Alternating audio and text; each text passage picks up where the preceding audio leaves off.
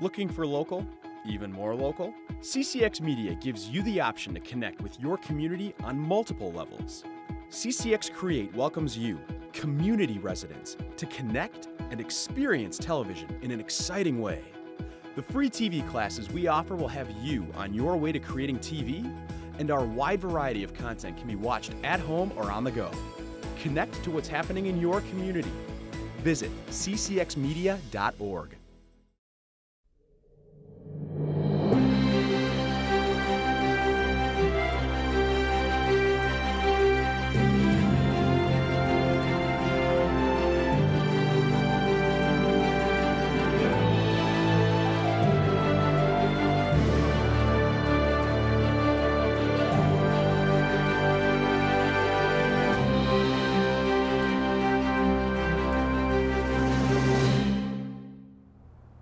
Welcome to another program in our series, Freethinking Forum. I'm Bill Weir, the producer and host, and I'm delighted to have with me today Spano. Welcome to the program. Well, thank you. And you've been my co-host before when we interviewed a candidate for governor, and I hope to have you back other times for other candidates for governor. Oh, good. But I know you have a great deal of perspective that would be valuable to others. You've been publishing politics in Minnesota for many years. We've seen you on Almanac with DJ Leary, and right. And today you talked to some radio television people. Do you want to tell us about that? Well, it's Minnesota Broadcasters Association does they call it an ascertainment gathering. Ascertainment. They're trying to ascertain what community needs are and what it is that the radio and TV stations should be doing to fill community needs. And I bet you'd have some good views on that one. Well, I must confess we got probably bogged a little bit because I've been sort of fascinated, as I often am, by how much I don't know.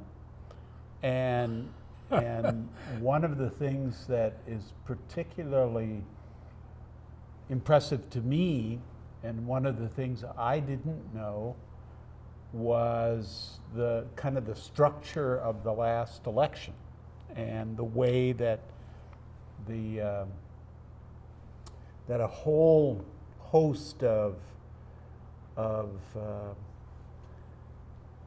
alternative fake news sites got created and were pumping out materials on just a regular basis, to the point that... And they were sponsored by Russia? Oh, well, some of them were, but not all. Yeah. An awful lot came from the what's called the alt-right, or the, here in extreme right. here in the United States, and the combination, but it to the point where as much, in fact, more passage and clicks on videos and stories and out of that From the group, fake news? From the fake news. Wow. They got more than regular news did. No wonder things went awry in the presidential election. That to me is, that's part of, I look at it and say, I was talking, as a matter of fact, to a wonderful woman who's a good friend and is with a recently stepped down as the chief of staff for Congressman Keith Ellison. And she was telling me about, she had been in Ohio recently and had seen two waitresses arguing. And the younger of the two, about 25, was telling the older one, about 45, about she had seen videos that proved to her that local governments in the United States, many of them were systematically going out and confiscating people's guns. Really? Because the government doesn't want us to have guns. And the older woman apparently said, really, I never heard about, oh, I saw it. I saw it on these videos. It's got to be true. Well, there isn't. There aren't any. It's fake news. Right. But somebody is systematically creating things like that and sending it out. And one of the difficulties on the internet, when a TV station puts an ad on, they have to tell everybody where the ad comes from. Yeah. On the internet, that isn't what happens. You can just post it, and nobody has to know who sponsored that. That's why it's been so difficult to kind of track what Russia did or who they did it with. And how reliable it is. Right. And so all of this information is pouring into people here in this country. Much of it, even a preponderance of it, it turns out, simply wrong and directed at making us believe things that are not true. And that, to me, and as somebody who's been involved in politics my whole life, what do you do then as somebody who wants to, It destroys democracy. Right. If we let them get away with it. But how do we keep them from getting away with it? Well, Senator Klobuchar has a bill, and I'm not familiar with any of the specifics of this. So what's she trying to do? But the bill is, as I just read about, didn't see it. The bill would require, like TV stations, whatever's on the internet to sort of, if you run an ad on the internet or put a video up, you have to identify who paid for it. Yeah. And what that's about. That sounds reasonable. Well, it does sound reasonable, but and at my age, understanding the internet is hard enough. So I know the feeling. I'm not really sure about this, but I just have a feeling that the Facebook and Google and those kind of companies will soon be teaching us how difficult it is to get your hands around that stuff. Yeah. And to say, and what's to stop somebody from posting a video and then saying it came from the Better Government Association of Coochiching County, which is really it's not really not an organization. Yeah. So this is going to be an interesting fight, but wow, it's worth fighting. Well, yes, we've depended in this country on reliable news from the start. And if we get bombarded with fake news that riles people up, especially, we're into trouble where we can't govern ourselves. No, and that is kind of, feels to me like the point to which we've gotten is the idea of a competent and people-centered governance is starting to slip away. More and more people are beginning, I think, to think about government as the one place you can depend on nothing to get done right. Really? Yeah, I mean that it's just pervasive, pervasive cynicism about government. Oh, I think so. And the idea, for instance, and I think that in another context, so my family is Italian, Yeah. and I always loved Italy, but they have a really kind of difficult attitude over there about paying taxes. And essentially they kind of make deals to pay taxes. You know, there's no kind of rule about it. You just find a government official and often not corruption, but sometimes corruption. But the idea is only the dummies pay a lot of taxes, and this, which quotes our president. Yeah.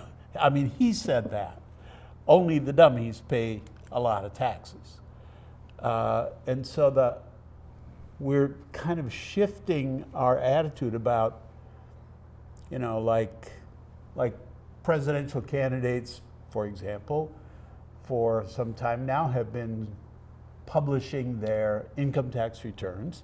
Right. Because it's expected. they want us to, I think they want to model that attitude. You're part of this establishment. You paid your gotta taxes. you got to pay your part. Yeah. Now we have somebody who said, no, you don't have to do that. Yeah, that's crazy. Don't do that. Don't pay those taxes. And coming right from the top. It's a very, to me, it's part and parcel of the same kind of thing, this sense of, why would you support the government? Why bother? They don't do anything right. You know, forget about it. Well, I've seen them do things right. I have too. And we do need to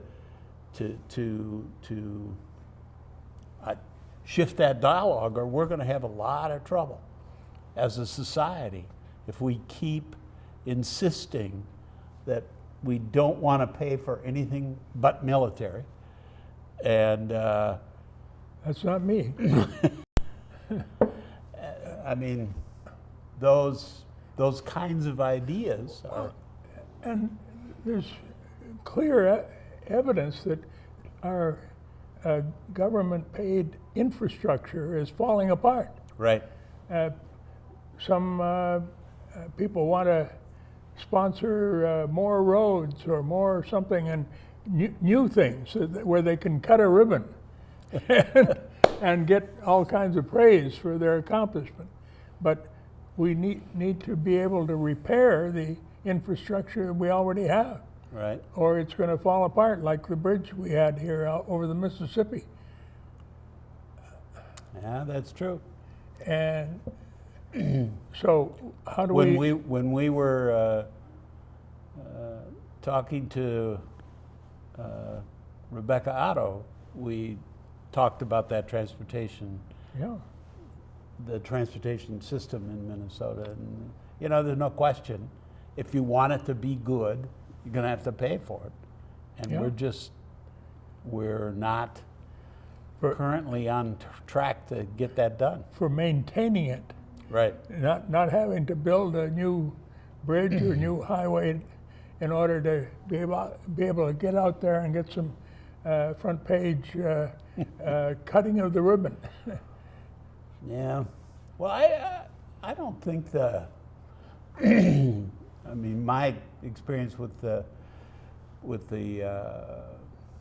political people in Minnesota in the last 30, 40 years is nobody really wants to go cut a ribbon. as Well, much- good. I mean, Well, that's part. you know, that isn't enough of a motivation. I've seen that in other states. That's not a motivation.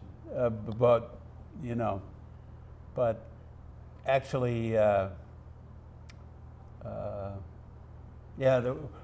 we haven't had quite that much new stuff. We just don't pay for the old stuff. That's the problem. Yeah. And that's a real problem. Well, and part of it is that if we're counting on gasoline taxes, that that revenue is going down, isn't it? Yep. Oh, it sure is. And we celebrate that, you know, the more miles per gallon. Oh, yes.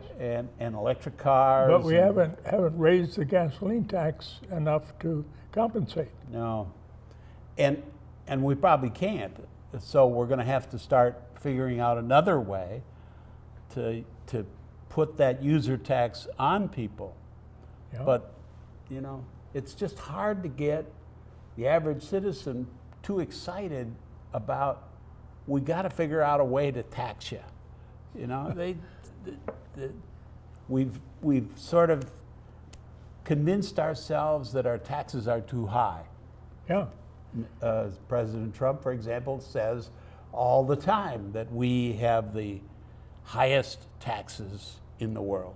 Not true. And, well, we're 37th though, so there are a few countries below us. There sure are. And part of it depends on how completely you look at the taxes. Yeah. Because we have federal, state, local, and even 2 levels of local, city and county. That tends to make it hard to really add up what the total tax really is.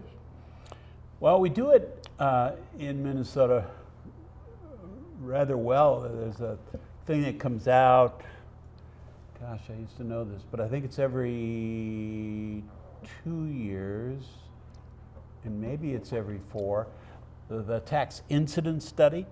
Oh, And it does thorough? It basically can say, at least, it's not the federal taxes, it's all the state, local, school, everything taxes in Minnesota. And basically, that study can pinpoint how much does the top 10% pay. You know, what's the percentage of their income that goes And to top those. 10% in terms of income. Right. And then all the way down to the bottom. So each decile it's calculated to look at. And what do you find from that? well, Minnesota used to be up through the started to shift in the late 90s, or mid to late 90s. From what to what? We used to have a fairly even distribution across all deciles. So Even. that even in the sense that about 12, 13%, I think was the number.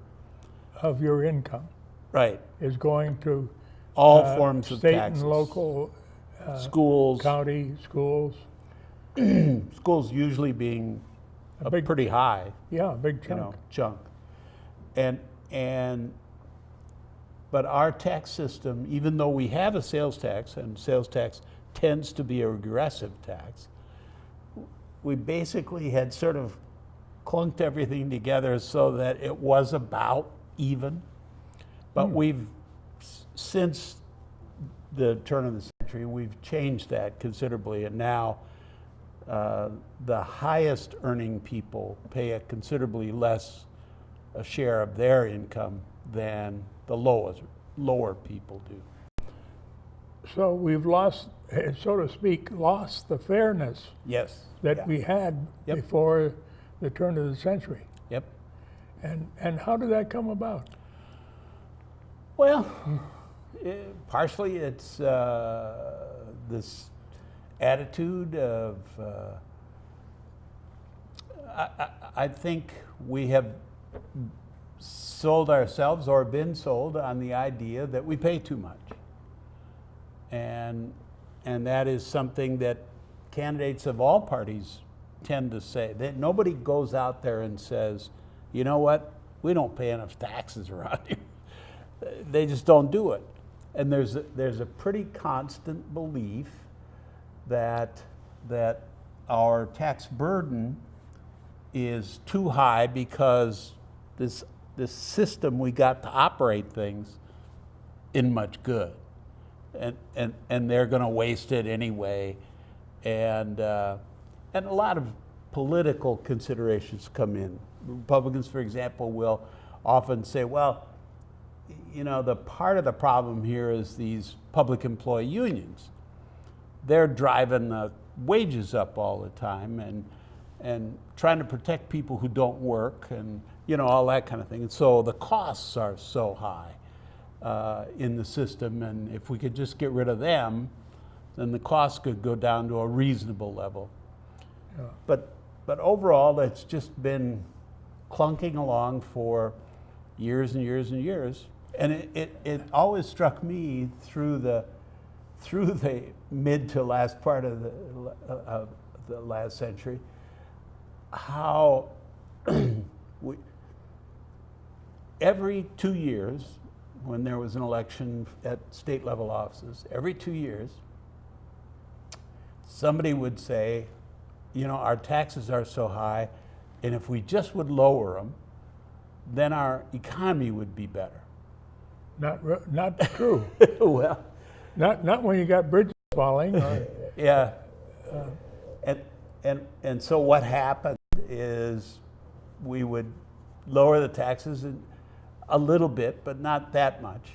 And as a matter of fact, in the last legislative session, Minnesota did something almost no place else did. We raised taxes on higher income people. And Governor Dayton did that out of a desire to provide enough funds for preschool education.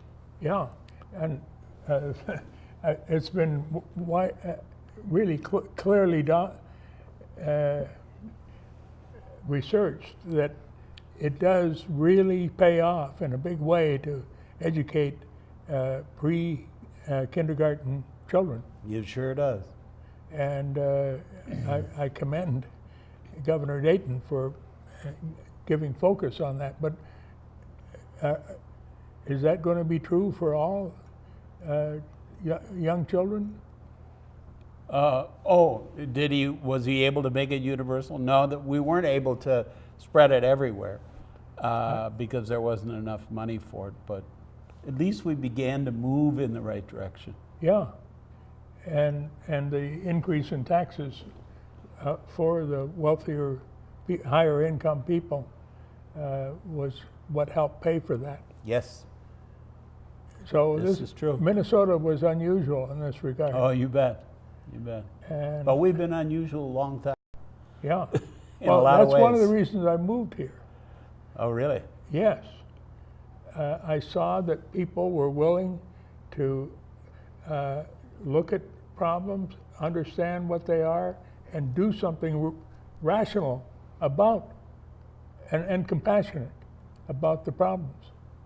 Well, when I had a choice of anywhere in the world to live, I brought my family here. That's great.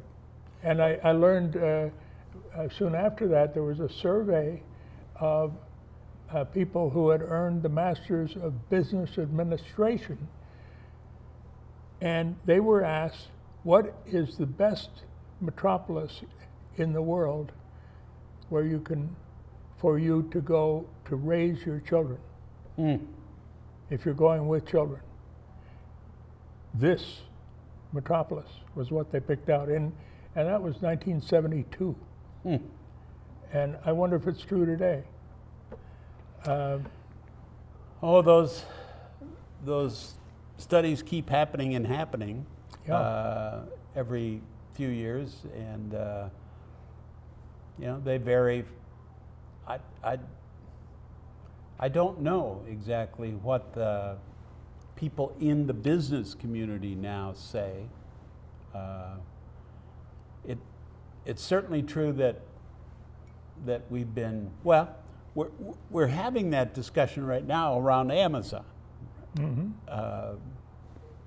What is the pitch going to be from all the different states to Amazon?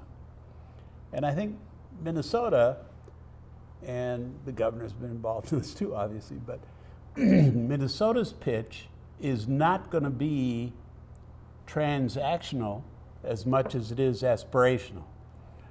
In other words, instead of saying, okay, we'll give you $100 million and then you put your stuff here, or, you know, there's lots of ways to do it, but They're buying their presence. right. And the other is, you know what, we got the best people to do what you need done, Right.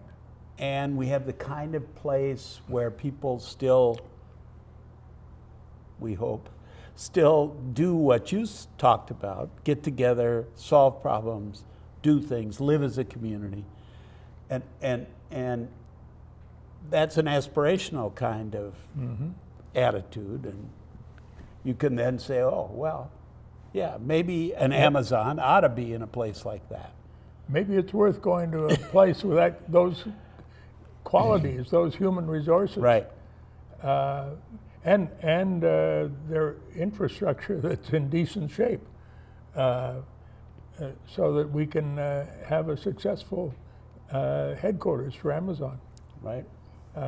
Whereas other states may be putting up huge sums of money to, in effect, buy Amazon's presence. So we'll Right. see how well they decide that. You know, we're of the age where we watched a Walmart, for example, Yeah. get created, go out, put stores all over the place, and some would say totally trashed the local economies, Yeah. but whatever. And now we're looking at a company that shoots past Walmart and And everything 3M else. and All everything the other else. big box stores. And I mean, the change is just so, how do you get your hands around that? How do you? Well, I think we might need another session like this to figure that one out. We got less than a minute and a half. So what would you like to say in the last minute here? Oh. Some words of wisdom. You've got a lot of them in there. Let's. I mean, we're looking now at the next election cycle. Yeah. I guess I'd like to ask your viewers to look at everybody running with a sort of, with not a jaundiced eye, but a critical eye in terms of, you know, Not a cynical eye. right. And that we need to start having civil dialogue, Yes. and we don't need to shout at the folks that we disagree with, but we do need to make sure they know that we want something done. Maybe I'll have to revive my course on civility. I've taught it once. Well, why, it's been such a great pleasure to have you Thank here you, again, sir. and to tap your wealth of wisdom. Thanks much. So, thank you for tuning in.